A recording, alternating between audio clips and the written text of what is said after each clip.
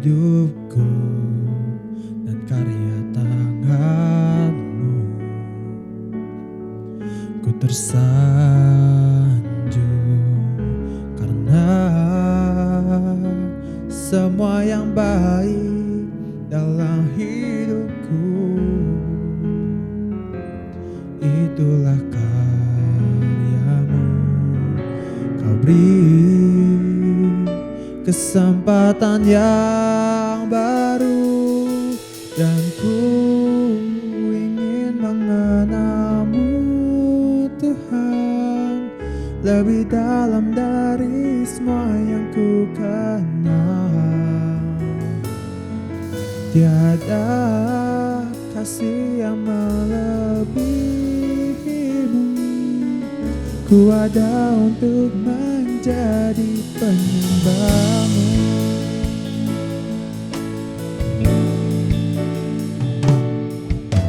Bila ku buka mataku dan lihat wajah-Mu,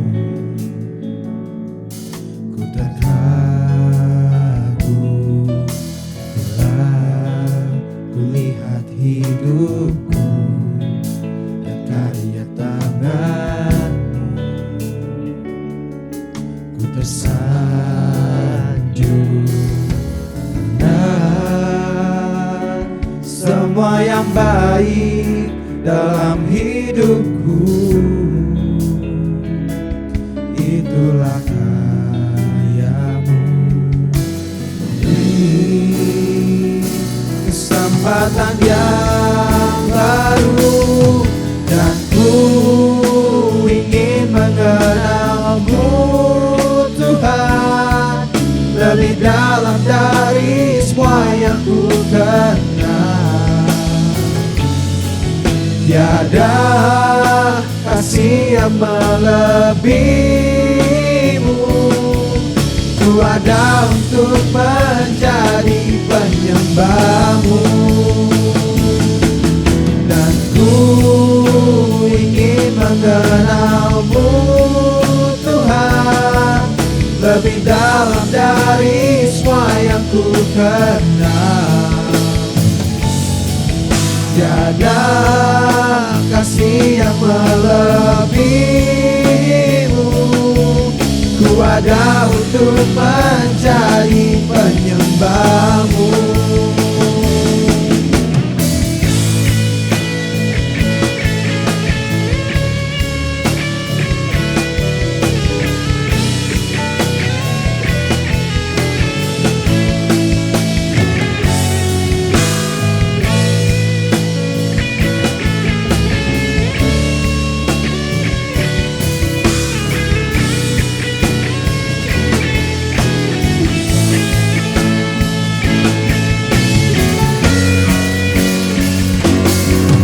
Dan ku ingin mengenal-Mu, Tuhan, lebih dalam dari semua yang ku kenal.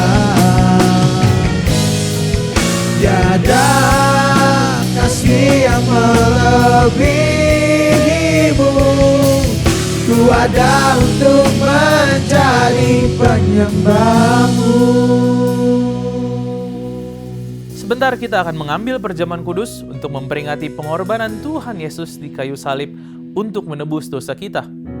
Teman-teman dipersilakan untuk mempersiapkan perjamuan kudus. Perjamuan kudus ini diperuntukkan bagi orang-orang yang telah menerima Yesus sebagai Tuhan dan Juru Selamat secara pribadi. Mari kita mempersiapkan hati untuk mengambil perjamuan kudus ini dengan memohon ampun atas dosa-dosa kita dan melepaskan pengampunan bagi orang yang telah menyakiti hati kita. Mari kita angkat roti di tangan kita. Sebab apa yang telah kuteruskan kepadamu telah aku terima dari Tuhan, yaitu bahwa Tuhan Yesus pada malam waktu Ia diserahkan, mengambil roti dan sesudah itu Ia mengucap syukur atasnya. Ia memecah-mecahkannya dan berkata, "Inilah tubuhku yang diserahkan bagi kamu. Perbuatlah ini menjadi peringatan akan aku." Mari kita makan roti ini dengan penuh ucapan syukur di dalam nama Tuhan Yesus.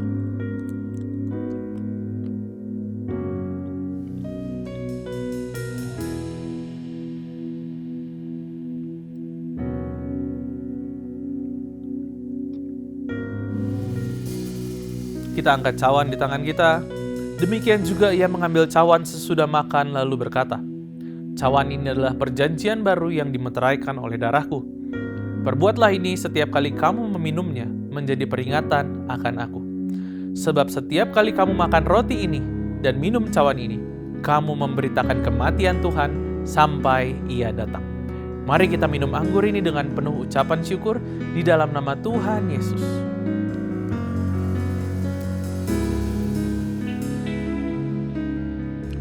Tuhan Yesus, kami bersyukur atas pengorbanan-Mu di kayu salib. Kami bersyukur Engkau telah membebaskan kami dari belenggu maut.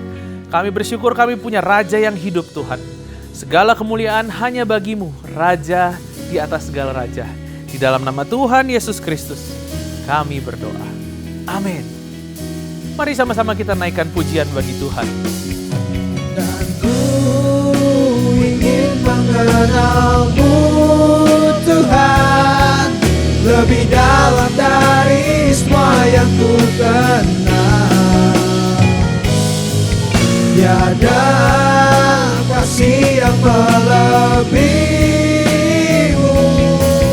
Ku ada untuk menjadi penyembah-Mu. Dan ku ingin mengenal-Mu, Tuhan, lebih dalam dari semua yang ku kenal. Tiada kasih yang melebihi-Mu.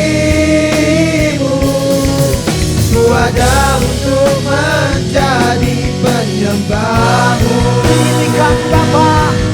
Ku ada untuk menjadi, ku ada untuk menjadi, ku ada untuk menjadi penyembah-Mu.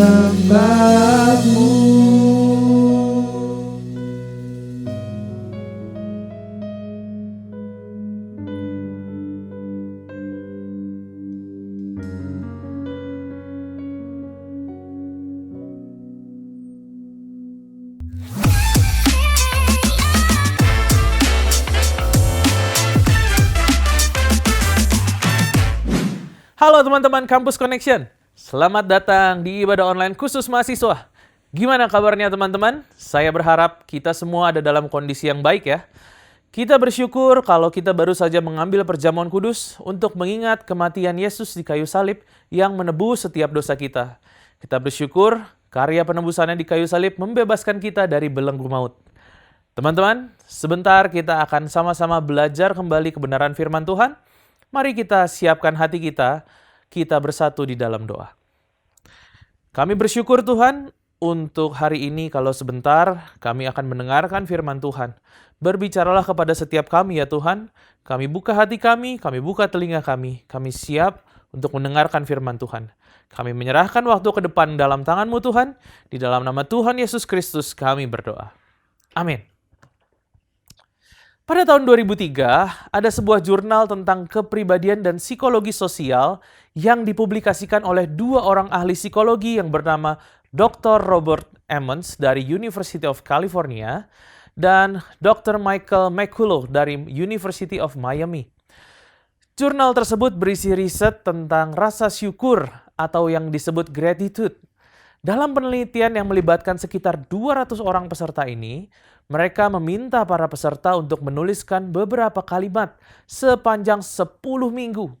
Para peserta riset ini dibagi ke dalam 3 kelompok yang berfokus pada topik-topik tertentu. Kelompok yang pertama, mereka menuliskan hal-hal yang mereka syukuri yang terjadi setiap hari di sepanjang minggu tersebut. Baik itu hal yang kecil maupun juga hal yang besar.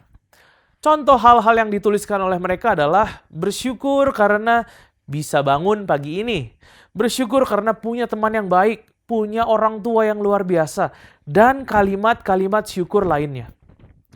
Kelompok yang kedua menuliskan hal-hal yang menjengkelkan atau ngeselin buat mereka di hari tersebut. Hal-hal yang ditulis, beberapa contohnya adalah jengkel atau kesal karena susah dapat parkir hari ini. Hari ini dapur terlihat berantakan. ketemu orang yang nyetirnya ugal-ugalan di jalan, duit cepat habis, macet, dan banyak hal yang lainnya. Lebih gampang ya rasanya nyebutin hal yang bikin kita jengkel. Nah, teman-teman, ada kelompok yang ketiga yang menuliskan berbagai macam hal-hal umum yang terjadi tanpa mempedulikan apakah hal ini sifatnya positif atau hal ini sifatnya negatif. Contohnya seperti, ya hari ini flight dari kota A ke kota B. Kemudian hari ini pergi kerja, naik kendaraan, dan hal-hal umum yang lainnya. Setelah 10 minggu riset ini berlalu, kelompok orang-orang yang berfokus menuliskan kalimat-kalimat ucapan syukur atas kejadian yang ada menjadi lebih optimis dan juga lebih semangat dengan kehidupan mereka, dan juga dikatakan mereka lebih sehat secara fisik. Sebagaimana hasil penelitian ini, teman-teman, itulah pengaruhnya bagi kita ketika kita mampu mengucap syukur di dalam kehidupan ini. Bagaimana kita memandang akan suatu kondisi akan mempengaruhi kehidupan kita. Kita akan selalu punya pilihan seperti ini. Ketika ada gelas di tangan kita yang setengah terisi, apakah gelas ini setengah kosong atau gelas ini setengah terisi? Apakah kita melihat gelas ini dan kita bilang, ya itu kosong setengah, dan kemudian kita kecewa? Atau kita juga bisa bilang, gelas ini ada isinya setengah. Gelas yang sama, teman-teman. Dan kemudian kita excited terhadap apa sih isinya yang setengah ini. Pilihan itu ada di tangan kita. Dengan sudut pandang apa kita melihat, itu akan mempengaruhi respon dan kondisi kita. Ucapan syukur atau keluh kesah yang keluar dari diri kita, itu yang akan mempengaruhi kehidupan kita. Tuhan mendesain kita untuk hidup dengan penuh ucapan syukur. 1 Tesalonika 5 ayat 18 tertulis, ucapkanlah syukur dalam segala hal, sebab itulah yang dikehendaki Allah di dalam Kristus Yesus bagi kamu. Gak jarang teman-teman kalau keadaan gak seperti yang kita kehendaki, dan kemudian kita menggerutu, kemudian kita mengeluh. Padahal Tuhan menghendaki kita untuk hidup penuh dengan ucapan syukur. Rasa bersyukur dalam bahasa Inggris menggunakan kata gratitude. Kata ini memiliki akar kata juga yang disebutkan grace, atau yang diterjemahkan sebagai anugerah. Sehingga teman-teman, gratitude ini seharusnya merupakan sikap kita yang bersyukur, yang menyadari betapa Tuhan bermurah hati memberikan anugerahnya, memberikan grace bagi kehidupan kita. Kita bersyukur Tuhan berikan kita nafas kehidupan. Kita bersyukur Tuhan menebus dosa kita di kayu salib. Kita bersyukur kita bisa kuliah. Kita bersyukur kita masih punya pekerjaan dan lain-lain sebagainya. Teman-teman, hal-hal ini semua adalah anugerah dari Tuhan buat kita. Seperti hasil dari penelitian tadi, bersyukur dapat membangun semangat kehidupan kita, membuat kita lebih optimis, dan bahkan juga lebih sehat. Saya punya pertanyaan buat kita semua. Siapa di sini yang mau sehat? Saya yakin semua kita pasti mau sehat. Nah, hal sebaliknya di dalam Alkitab. Di Roma menuliskan seperti ini teman-teman, efek dari tidak bersyukur. Kita lihat ya, Roma pasal yang pertama ayat yang ke-21. Sebab sekalipun mereka mengenal Allah, mereka tidak memuliakan Dia sebagai Allah atau mengucap syukur kepadanya. Sebaliknya, pikiran mereka menjadi sia-sia dan hati mereka yang bodoh menjadi gelap. Teman-teman, ternyata menggerutu, tidak bersyukur, itu bukan satu sikap yang biasa-biasa aja. Sikap tidak bersyukur itu sama buruknya seperti mencuri, seperti berbohong, dan juga menipu. Kenapa? Karena Tuhan selalu memberikan anugerahnya. Tuhan melakukan banyak kebaikan dalam kehidupan kita. Dengan kita tidak bersyukur, berarti kita seperti tidak mengakui semuanya itu. Kita mencuri kemuliaan Tuhan di tengah apa yang Tuhan lakukan. Kita seperti berbohong bahwa semua hal itu adalah karena kemampuan saya. Roma pasal 1 ayat yang ke-21 tadi mengatakan pikiran yang menjadi sia-sia dan hati yang menjadi bodoh dan gelap. Apabila sikap bersyukur tadi membawa dampak yang baik, dampak yang positif dalam kehidupan kita, sebaliknya, sikap tidak bersyukur membawa dampak yang negatif bagi diri kita.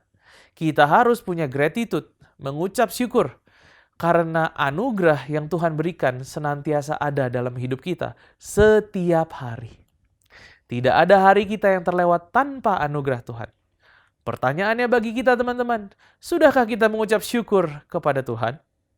Hari ini kita juga mau sama-sama lihat kenapa rasa syukur itu penting. Teman-teman, hal pertama yang mau saya bagikan adalah karena rasa syukur merupakan pintu menuju hadirat Tuhan. Kita lihat sama-sama yuk. Mazmur pasal yang ke-100 ayatnya yang keempat. Mazmur 100 ayat yang keempat dituliskan seperti ini teman-teman. Masuklah melalui pintu gerbangnya dengan nyanyian syukur, ke dalam pelatarannya dengan puji-pujian. Bersyukurlah kepadanya dan pujilah namanya. Dikatakan teman-teman, masuklah dengan rasa syukur. Rasa syukur adalah cara kita memasuki pintu gerbang hadirat Tuhan. Kalau kamu pengen ngobrol dengan seseorang, ketika kita mau ngobrol nih, akan baik kalau kita berdua berada di dalam satu ruangan. Atau mungkin di dalam satu rumah yang sama, bukan? Kita bisa sih ngobrol dengan orang yang tidak satu ruangan atau tidak satu rumah bareng sama kita. Satu orang di dalam dan satu orang di luar rumah. Tetapi obrolannya jadi terbatas dan mungkin akan terasa aneh. Kenapa? Karena kita harus teriak untuk kita bisa mendengar satu sama lain. Sesekali mungkin kita bisa lihat ke jendela. Tetapi kemudian ketika kita nggak lagi ngeliat, hanya kedengaran suaranya, dan samar-samar karena jaraknya jauh, kita sama-sama teriak, akan menjadi aneh teman-teman. Terkadang kehidupan kerohanian kita pun seperti ini. Saya berharap saya bisa mendengar suara Tuhan lebih jelas. Saya berharap saya dapat merasakan kehadiran Tuhan, mau masuk dalam hadirat Tuhan. Teman-teman, mungkin masalahnya adalah kita belum masuk ke dalam hadiratnya. Ya seperti yang tadi dibilang, satu di luar rumah, yang satu di dalam rumah. Mungkin kita belum masuk ke dalam pintu gerbangnya. Ketika kita datang sama Tuhan, hal pertama yang perlu kita lakukan adalah bersyukur teman-teman. Bukan dituliskan di sini, masuklah dengan teriakan minta tolong. Masuklah dengan heboh. Teman-teman, masuklah dengan ucapan syukur. Kita masuk ke hadirat Tuhan dengan penuh ucapan syukur. Baru kemudian setelah itu, kita bisa minta tolong untuk hal-hal yang kita perlukan atau yang kita inginkan. Jadi teman-teman, setiap kali kita berdoa, mulailah dengan rasa syukur. Setiap kita bangun pagi, mulailah dengan rasa syukur. Mulai segala sesuatu dengan rasa syukur. Kenapa? Karena begitulah cara kita untuk masuk ke dalam hadirat Tuhan. Rasa syukur kita adalah pintu gerbang ke dalam hadirat Tuhan. Dan kemudian teman-teman, hal yang selanjutnya yang perlu kita sadari adalah bersyukur adalah pilihan yang bisa kita lakukan setiap hari. Untuk menggambarkan hal ini, kita bisa melihat dari kisah tentang Paulus dan Silas ketika mereka berada di dalam penjara. Kisah para Rasul pasalnya yang ke-16. Paulus dan Silas adalah dua murid yang penuh dengan tekad untuk mengabarkan Injil. Tetapi oleh karena itu mereka justru ditolak, disiksa, dan pada akhirnya dijebloskan ke dalam penjara. Bukan hanya di penjara, tetapi dicatat di Alkitab bahwa mereka diikat, kaki mereka dipasung, teman-teman. Saya yakin pasti ada banyak beban pikiran dari Paulus dan Silas. Mereka melakukan apa yang Yesus minta. Mereka melakukan hal yang baik. Tetapi kenapa malah semua hal ini yang terjadi pada mereka? Mereka bisa saja kecewa, mereka bisa saja dendam, merasa kepahitan, dan segala macam hal. Tetapi teman-teman, alih-alih demikian, mereka malah melakukan sesuatu yang di luar logika. Pasal 16 ayatnya yang ke-25. Namun, kira-kira tengah malam, Paulus dan Silas berdoa dan menyanyikan puji-pujian kepada Allah, dan orang-orang hukuman lain mendengarkan mereka. Teman-teman, jadi mereka bukan bisik-bisik berdoa atau nyanyi dengan pelan-pelan ya.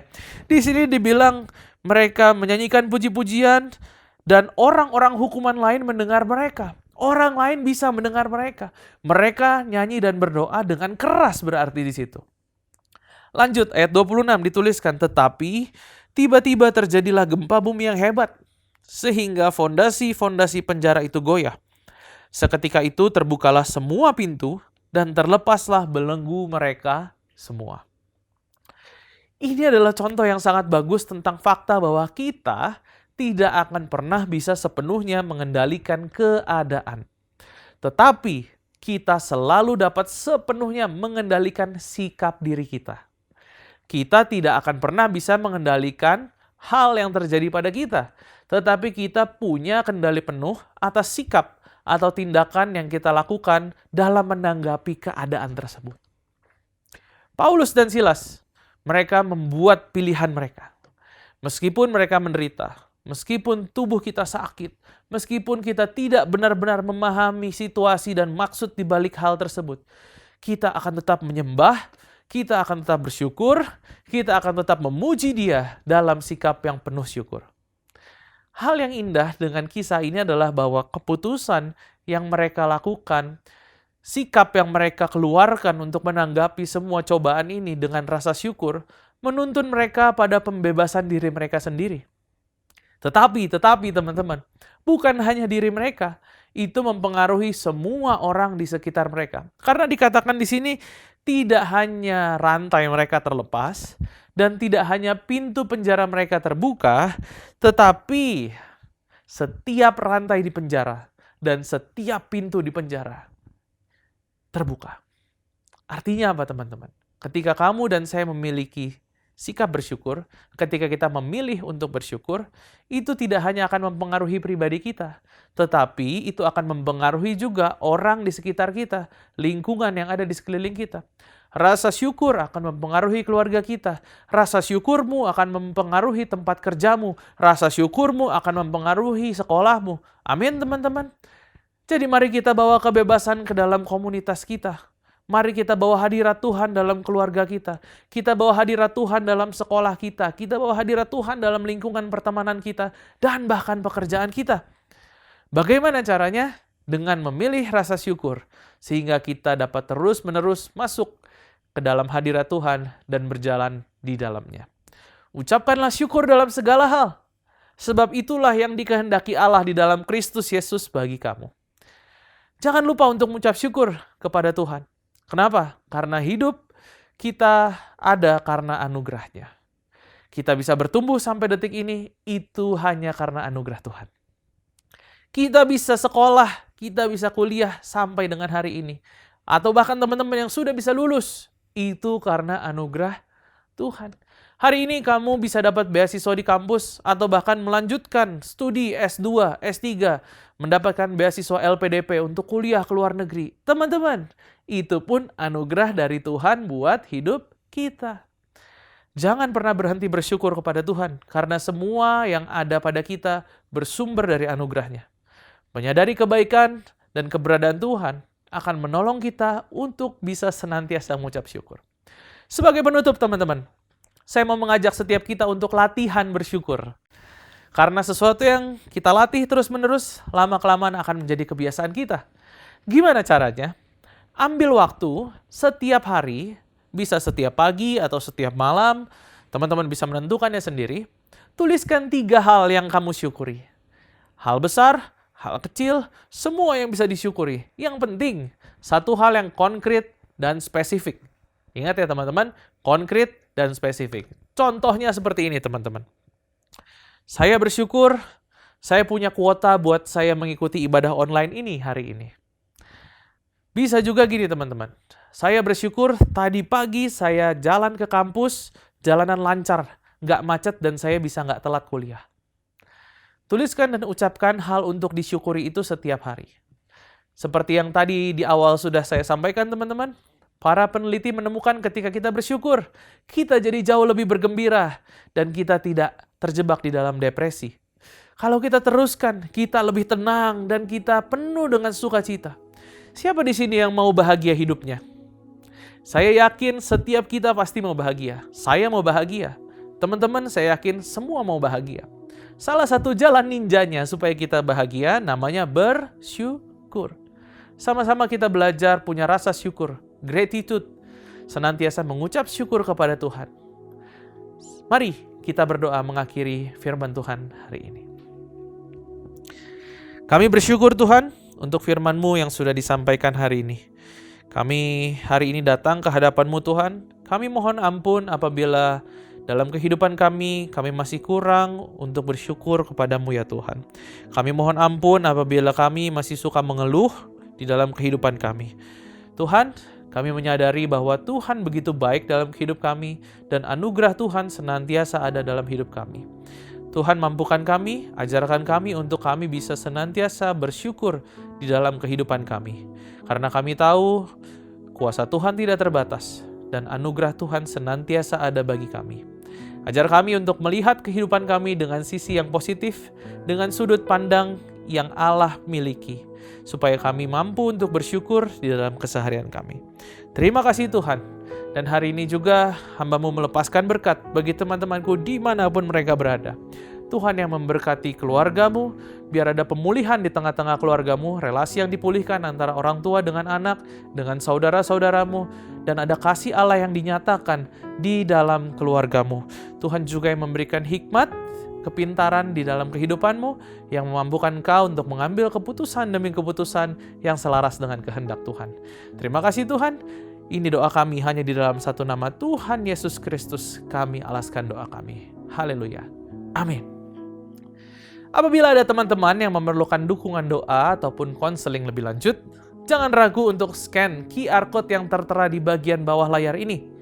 Ada rekan-rekan pendoa dan para konselor yang siap untuk membantu teman-teman sekalian. Sampai jumpa di lain kesempatan.